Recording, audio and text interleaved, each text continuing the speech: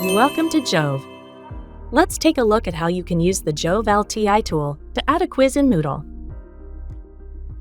Start by logging into Moodle. Navigate to your course. Click on Turn Editing On button. Click on Add an activity or resource.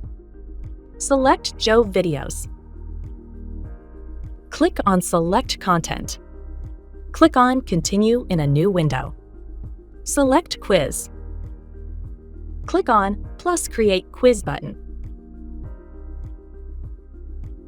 Give the quiz a title. Enter duration, start date, end date, and quiz attempts. Choose if the quiz is graded or ungraded, and if the access is open or restricted. Click on Done. You can add questions manually or choose from our quiz library. Add questions to the quiz.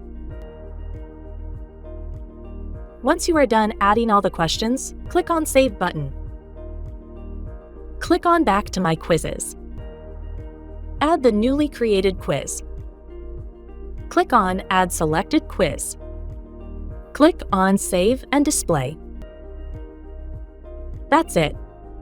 Thank you for watching.